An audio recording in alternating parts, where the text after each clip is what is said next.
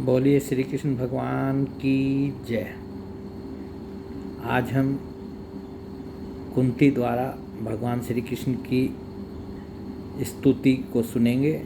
ये स्तुति श्रीमद्भागवत महापुराण के पहले स्कंद में 8वें अध्याय में आई है। इससे पहले मैं थोड़ा सा बताना चाहूँगा कि जिस समय अश्वत्थामा ने अपना ब्रह्मास्त्र चलाकर पांडवों के वंश को निर्वीज करने के लिए उत्तरा के गर्भ पर ब्रह्मास्त्र चलाया, तो भगवान ने उत्तरा के गर्भ में कवच बनकर उसके गर्भ की रक्षा की। और यही गर्भ जो है बाद में जो है वो परीक्षित के रूप में जो है उस बच्चे का जन्म हुआ था और परीक्षित हुए थे। तो अब भगवान अपने हस्तिनापुर से अपने धाम द्वारका को जाने की तैयारी में हैं। वो जानने की सबसे अनुमति ले रहे हैं। ये राजा युधिष्ठिर के पास भी गए। तो उसी समय जो है जब भगवान श्री कृष्ण जाने लगे, तब ब्रह्मास्त्र की ज्वाला से मुक्त अपने पुत्रों के और द्रौपदी के साथ सती कुंती ने भगवान श्री कृष्ण की इस प्रकार स्तुति की। कुंती ने कहा, आप समस्त जीवों के बाहर और भीतर एक रस स्थित हैं, फिर भी इंद्रियों और वृत्तियों से देखे नहीं जाते, क्योंकि आप समस्त प्रकृति से परे आदि पुरुष परमेश्वर हैं। मैं आपको नमस्कार करती हूँ। इंद्रियों से जो कुछ जाना जाता है उसकी तह में आप विद्यमान रहते हैं और अपनी ही माया के पर्दे से अपने को ढके रहते हैं। मैं अबोध नारी आप अविनाशी पुरुषोत्तम को भला कैसे जान सकती हूँ। जैसे मूढ़ लोग दूसरा भेष धारण करके नट को प्रत्यक्ष देखकर भी नहीं पहचान सकते, वैसे ही आप दिखते हुए भी नहीं दिखते। आप शुद्ध हृदय वाले विचारशील जीवन मुक्त परमहंसों के हृदय में अपनी प्रेममयी भक्ति का सर्जन करने के लिए अवतीर्ण हुए हैं। फिर हम अल्पबुद्धि स्त्रियां आपको कैसे पहचान सकती हैं। आप श्री कृष्ण वासुदेव देवकी नंदन नंद गोप के लाडले लाल गोविंद को हमारा बार बार नमस्कार है, जिनकी नाभि से ब्रह्मा का जन्म स्थान कमल प्रकट हुआ है, जो सुंदर कमलों की माला धारण करते हैं, जिनके नेत्र कमल के समान विशाल और कोमल हैं, जिनके चरण कमलों में कमल का चिन्ह है। श्री कृष्ण, ऐसे आपको मेरा बार बार नमस्कार है। ऋषिकेश, जैसे आपने दुष्ट कंस के द्वारा कैद की हुई और चिरकाल से शोकग्रस्त देवकी की रक्षा की थी, वैसे ही पुत्रों के साथ मेरी भी आपने बार बार विपत्तियों से रक्षा की है। आप ही हमारे स्वामी हैं, आप सर्वशक्तिमान हैं। श्री कृष्ण, कहाँ तक गिनाऊं। विष से लाक्षागृह की भयानक आग से, हिडिंब आदि राक्षसों की दृष्टि से, दुष्टों की द्युत सभा से, वनवास की विपत्तियों से और अनेक बार के युद्धों में अनेक महारथियों के शस्त्रों से और अभी अभी इस अश्वत्थामा के ब्रह्मास्त्र से भी आपने ही हमारी रक्षा की है। जगत गुरु, हमारे जीवन में सर्वदा पद पद पर विपत्तियां आती रहें, क्योंकि विपत्तियों में ही निश्चित रूप से आपके दर्शन हुआ करते हैं और आपके दर्शन हो जाने पर फिर जन्म मृत्यु के चक्कर में नहीं आना पड़ता। ऊंचे कुल में जन्म, ऐश्वर्य, विद्या और संपत्ति के कारण जिसका घमंड बढ़ रहा है, वह मनुष्य तो आपका नाम भी नहीं ले सकता, क्योंकि आप तो उन लोगों को दर्शन देते हैं जो अकिंचन हैं। आप निर्धनों के परम धन हैं। माया का प्रपंच आपका स्पर्श भी नहीं कर सकता। आप अपने आप में ही विहार करने वाले परम शांत स्वरूप हैं। आप ही कैवल्य मोक्ष के अधिपति हैं। आपको मैं बार बार नमस्कार करती हूँ। मैं आपको अनादि अनंत सर्वव्यापक सबके नियंता काल रूप परमेश्वर समझती हूँ।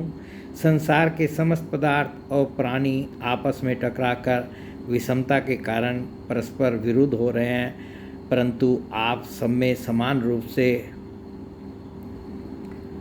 विचर रहे हैं। भगवान, आप जब मनुष्यों की सी लीला करते हैं तब आप क्या करना चाहते हैं यह कोई नहीं जानता।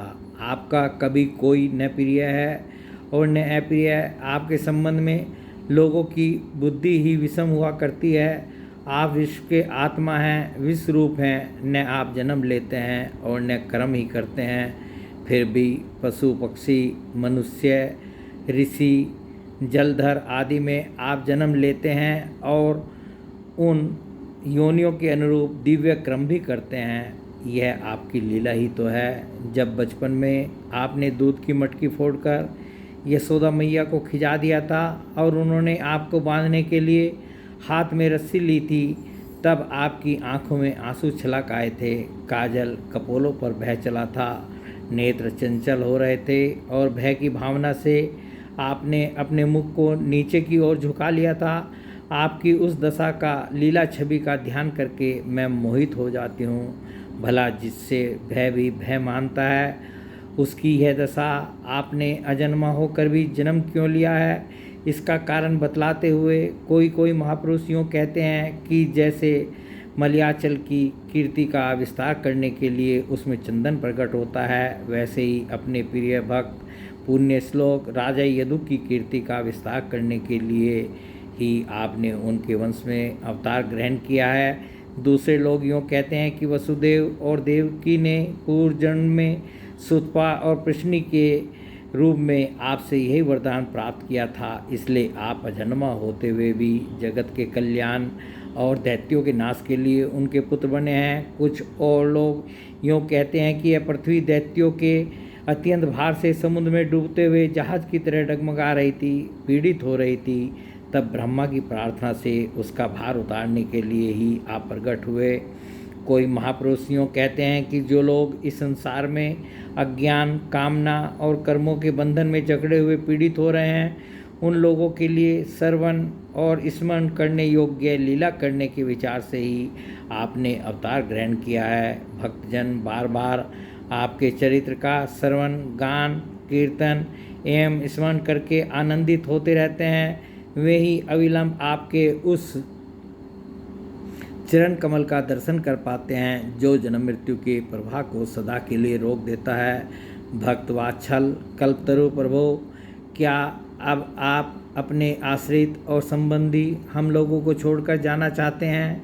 आप जानते हैं कि आपके चरण कमलों के अतिरिक्त हमें और किसी का सहारा नहीं है। पृथ्वी के राजाओं के तो हम यूँ ही विरोधी हो गए हैं।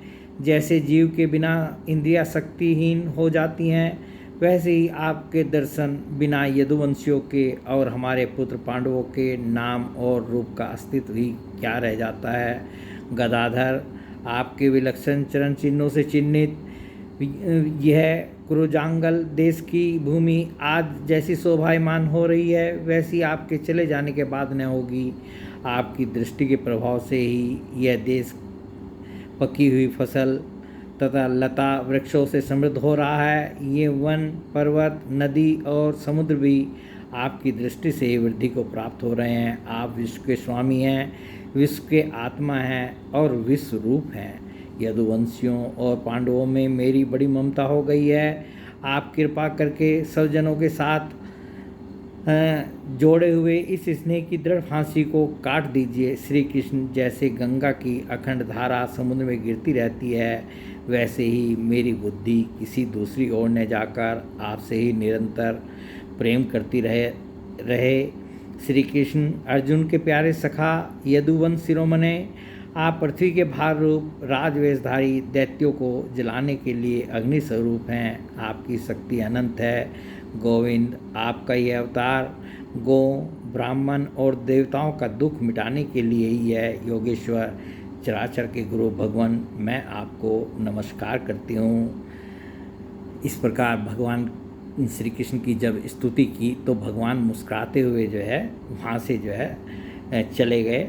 इसमें इस स्तुति में जैसा आपने सुना है भगवान की अधिकांश लीलाओं का वर्णन किया गया है और भगवान जो है स्तुति को सुनकर मन मन मुस्कुराते हुए वहाँ से उनके सामने से युधिष्ठिर के पास चले गए।